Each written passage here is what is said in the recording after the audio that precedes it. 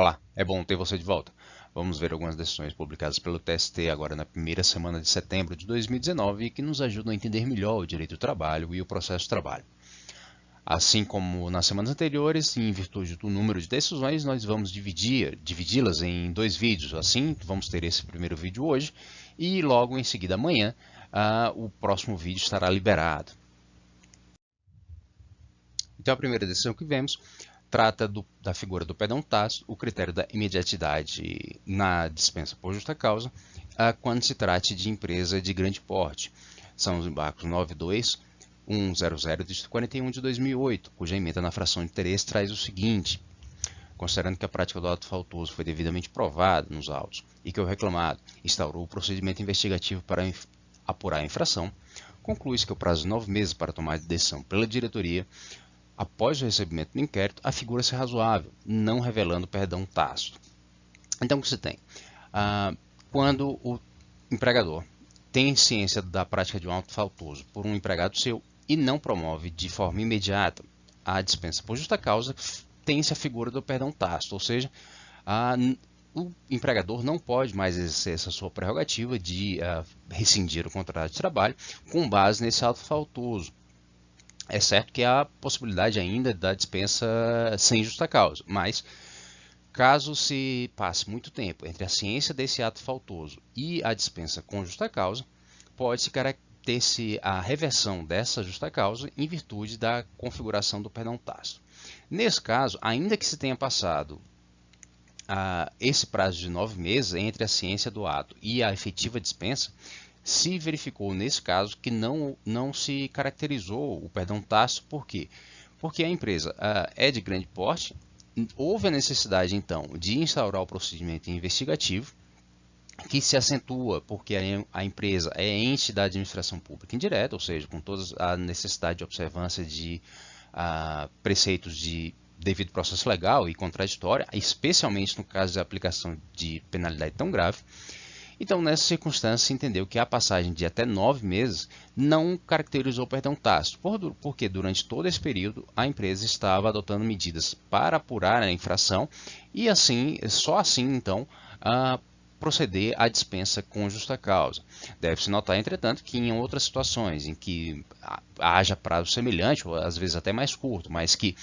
a empresa, apesar de ciente da prática do ato faltoso, ou pelo menos tendo notícia daquilo que poderia se caracterizar como um ato faltoso, não adota providências para apuração, simplesmente queda silente,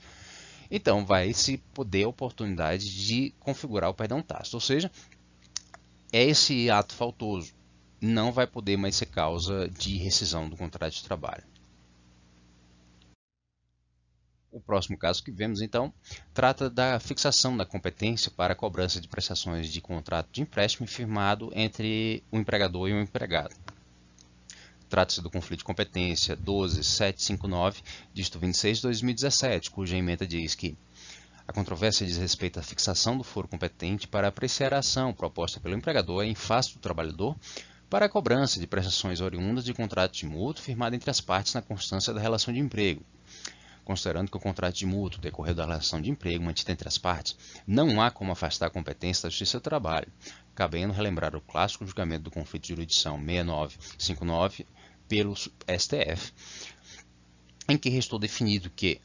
a determinação da competência da Justiça do Trabalho não importa que dependa a solução da lide de questões de direito civil, mas sim, no caso, que a promessa de contratar, cujo alegado conteúdo e fundamento de pedido tenha sido feita em razão da relação de emprego inserindo-se no contrato de trabalho. Então, o que se tem nessa situação? Algumas empresas adotam como parcela da remuneração a fixação desse contrato de mútuo, ou seja, além da assinatura do contrato de trabalho, logo no início dessa relação, a tomada desse contrato de empréstimo pelo trabalhador em face da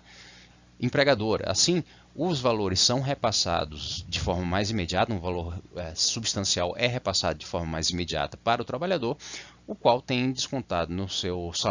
salário o valor correspondente a esse pagamento, que é direcionado então em favor da empregadora. Há algumas questões fiscais que tornam essa prática interessante.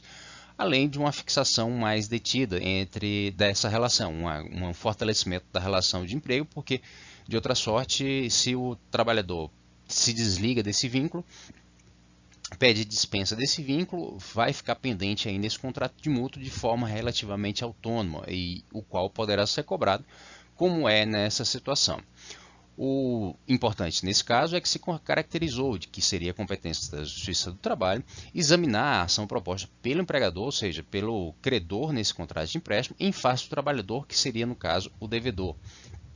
A cobrança destinada a perceber essas prestações relativas ao contrato de empréstimo.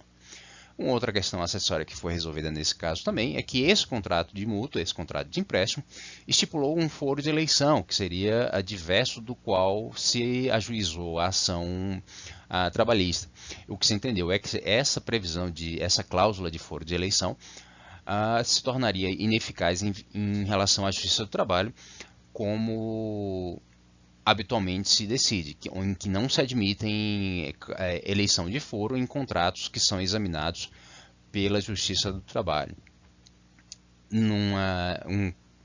elemento mais curioso é de que houve o ajuizamento numa determinada vara do trabalho, que se declarou incompetente em razão da cláusula de foro de eleição, e, por sua vez, essa segunda vara do trabalho determinou o envio do conflito de competência ao STJ, por se entender que não seria da competência do trabalho essa cobrança.